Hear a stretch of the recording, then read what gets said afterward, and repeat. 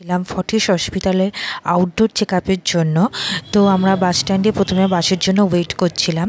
তারপরে আমরা বাসে করে রুবি মোড়ে পৌঁছে যাই এবং রুবি মোড় থেকে আমরা অটো করে ফর্টিস হসপিটালের জন্য যাত্রা শুরু করি। তো রুবি মোড়টা খুবই সুন্দর লাগছিল, তো তোমাদের সাথে শেয়ার করে নিলাম।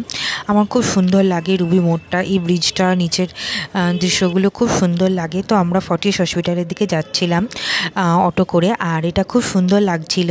সবুজ গাছপালা, চারিদিকে প্রচুর গাছ। আমাদের এখন গাছ লাগানোর খুব প্রয়োজন, কিন্তু সচরাচর এখন গাছের দেখা মেলে না, শুধুমাত্র আমরা বড় বড় ফ্ল্যাটেরই দেখা পাই।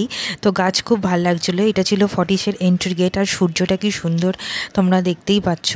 তো এটা আমাদের এন্ট্রি গেট ছিল ফর্টিসে। তো দেখানোর পর, যেহেতু ওখানে ভিডিও করা অ্যালাউড ছিল না, তো আমি ভিডিও করতে পারিনি কিছু। তো ওখান থেকে বেরোবার পর আমরা ওখান থেকে অটো নিয়ে আবার রুবি মোড়ে আসি, এবং আমাদের ফেভারিট মোমো, চিকেন মোমো আমরা অবশ্যই খাই। চিকেন মোমো আমাদের রুবি মোড়ে খুবই ফেভারিট, আর এছাড়া ধোসাও খুব ফেভারিট। তারপরে আমরা এখানে হাওড়া যাওয়ার বাসেও উঠে পড়ি, এবং এখান থেকে আমরা বাসে করে হাওড়ার জন্য রওনা হই। তো এটাই ছিল ভিডিও। ভালো লাগলে অবশ্যই লাইক করে দিও। থ্যাংকস।